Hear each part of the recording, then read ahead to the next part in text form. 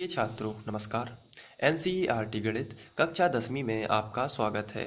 हम लोग प्रश्नावली 5.3 का प्रश्न क्रमांक 1 कर रहे हैं, जिसमें हम लोग दूसरा प्रश्न अब करेंगे। और इसमें हमें एक श्रेणी दी गई है और 12 पदों तक का योगफल ज्ञात करना है। तो सबसे पहले तो हम वही लिखेंगे जो हमें श्रेणी दी गई है। तो ये हमें समांतर एक श्रेणी दी गई है और जिसका हम प्रथम पद और सार्वंतर निकालेंगे। तो सबसे पहले हम प्रथम पद निकाल लेते हैं, जो कि होता है पहले नंबर का पद। तो प्रथम पद a बराबर -37, ये प्रथम पद है। अब हम सार्वंतर निकालेंगे, तो चलिए सार्वंतर निकाल लेते हैं। सार्वअंतर होता है d बराबर, इसे हम d से डिनोट करते हैं और इसका मतलब दूसरे नंबर के पद में से पहले नंबर का पद घटाना। दूसरे नंबर का पद है -33 और घटाना है आपको -37। तो चलिए घटा देते हैं। तो -33 ज्यों का त्यों और माइनस माइनस हो जाएगा प्लस, और ये 37। तो 37 प्लस का है और माइनस का 33 है, तो प्लस का जो है 4 ज़्यादा है। तो ये हमारा सार्वंतर है और प्रथम पद भी हम निकाल चुके हैं, जो कि है -37 और सार्वंतर 4।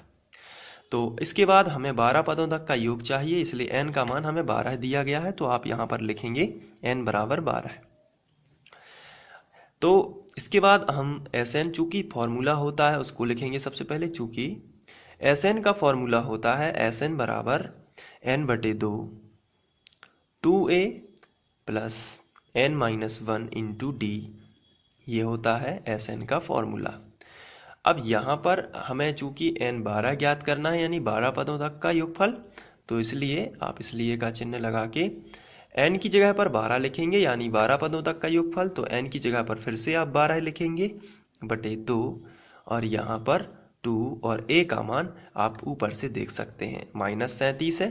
तो यहाँ पर आप लिखोगे इंटू -37, ये प्लस लगा है तो प्लस, और n की जगह पर आप लिखोगे 12 -1 और d का मान यहाँ से रखोगे जो कि है 4, ब्रैकेट को बंद करोगे।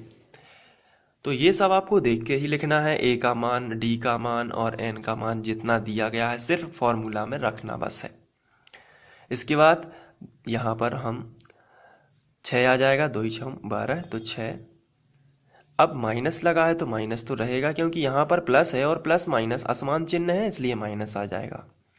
आप 37 का गुणा 2 में करेगा तो ये 74 आ जाएगा, और यहाँ पर हम प्लस 12 में से 1 जाएगा तो बचेगा 11 गुणित 4। तो इस तरीके से अब हम इसका गुणा कर लेते हैं। सबसे पहले -74, 11 चौके 44, और ये जो है 74 में से 44 घटा लेते, माइनस का 30 आ जाएगा, तो 6 - 30। अब हम गुणा करेंगे तो ये आ जाएगा यहाँ पर माइनस और 6 तिया 18, यानी 180। तो माइनस का 180 आ जाएगा। तो अतः जो हमारी श्रेणी दी गई थी, जो थी यहाँ पर -37, -33 माइनस और 12 पदों तक का योगफल उनका है -180। तो आप इसको नोट भी कर सकते हैं। और इसके बाद हम लोग सेकंड क्वेश्चन करेंगे। ये प्रथम स्क्रीनशॉट है और ये द्वितीय, और इसके बाद आप आगे लिख सकते हैं। चलिए तीसरा क्वेश्चन लिख लेते हैं। तो तीसरा क्वेश्चन है 0.6, 1.7, 2.8 और 100 पदों तक का योगफल। तो सबसे पहले जो हमें समांतर श्रेणी दी हुई है उसी को लिख लेते हैं। तो ये समांतर श्रेणी है और इसमें हमें प्रथम पद जो है उसको निकाल लेना है और सार्वंतर जो है उसको निकाल लेना है। तो सबसे पहले प्रथम पद निकाल लेते हैं। प्रथम पद को a से दर्शाते हैं और a बराबर है 0.6। अब हम सार्वंतर भी निकाल लेते हैं। तो ये सार्वंतर d बराबर, दूसरे नंबर के पद में से पहले नंबर का पद घटाना है, यानी 1.7 माइनस 0.6। तो चलिए घटा लेते हैं, इसको रफ में घटाएंगे। 1.7 और 0.6, ध्यान रखना है दशमलव नीचे दशमलव ही होना चाहिए, दशमलव के नीचे दशमलव। अब घटा लेते हैं तो 7 में से 6 जाएगा तो बचेगा 1, दशमलव ज्यों का त्यों, और 1 में से 0 जाएगा तो 1 ही बचेगा। तो सार्वंतर आपका आ जाता है 1.1। तो ये तो था प्रथम पद और सार्वंतर। अब यहाँ पर 100 पदों तक का योगफल चाहिए, इसलिए n का मान आपको 100 दिया गया है। चलिए, चूंकि फॉर्मूला होता है Sn बराबर योगफल का। तो चूंकि एस एन बराबर होता है एन बटे 2 2a plus N minus 1 into D, ये फॉर्मूला होता है। अब यहाँ पर आपको इसलिए 100 पदों तक का योगफल चाहिए, तो s 100 कर दीजिए और n की जगह जहाँ जहाँ n है वहाँ वहाँ 100 लगा दीजिए। तो यहाँ पर 100 बटे 2, 2 गुणित a का मान ऊपर से देख लीजिए कितना है 0.6 प्लस n माइनस 1 यानी कि 100 माइनस 1, और ये जो है d इसका मान है 1.1, तो यहाँ पर 1.1 आप लिखेंगे। इसके बाद आगे सॉल्व करेंगे तो ये बन जाएगा 50 और ये 6 दूनी 12, तो और एक अंक बाद दशमलव। पहले आप संख्या का गुणा संख्या में करेंगे तो 6 दूनी 12 है। एक अंक बाद दशमलव लगा था तो एक अंक बाद दशमलव वापस से लगा देंगे और प्लस 100 में से 1 जाएगा तो कितना आएगा, तो आंसर है 99 आ जाएगा और 1.1 ये ज्यों का त्यों, और ये इस तरीके से ब्रैकेट बंद। 50 और यहाँ पर 1.2, और जब 99 का गुणा 11 में करेंगे तो ये देख लेते हैं कितना आएगा। तो जब हम 99 गुणित 11 करते हैं तो हमें मिलता है 1089, लेकिन एक अंक बाद दशमलव था इसलिए हम एक अंक बाद यहाँ पर दशमलव लगा देते हैं। इसके बाद आगे बढ़ते हैं तो 50 और ये जो है इसको हम जोड़ लेते हैं, तो चलिए जोड़ लेते हैं। तो ये आ जाएगा 110.1। अब हम 5 का गुणा करेंगे। सबसे पहले 0 हम यहाँ पर लगा देते हैं, फिर 5 एकम 5, 5 शून्यम 0, 5 एकम 5, 5 एकम 5, और एक अंक बाद दशमलव था तो वापस से एक अंक बाद दशमलव लगा देते हैं। तो ये तो था योगफल S 100। तो ये है दशमलव के बाद 0 का मतलब नहीं बनता, इसलिए हम इसको ऐसा भी लिख सकते हैं 5505, ये आंसर हो जाएगा। तो इस तरीके से हम तीसरा क्वेश्चन भी सॉल्व कर सकते हैं और इसके बाद हम लोग चौथा क्वेश्चन करेंगे। तो ये है चौथा क्वेश्चन और इसमें हमें एक श्रेणी दी गई है और 11 पदों तक का योगफल ज्ञात करना है। तो सबसे पहले हम लिखेंगे दी गई श्रेणी, जो कि समांतर श्रेणी है यह एक समांतर श्रेणी है। अब इसमें जो पहला पद है निकाल लेते हैं और जो सार्वंतर है उसे भी निकाल लेते हैं, यानी प्रथम पद और सार्वंतर निकालेंगे। तो प्रथम पद तो वही कहलाता है जो सबसे पहले लिखा हो, तो हम यहाँ पर लिख लेते हैं प्रथम पद a बराबर 1/15। इसके बाद हम सार्वंतर निकाल लेते हैं, तो सार्वंतर लिखेंगे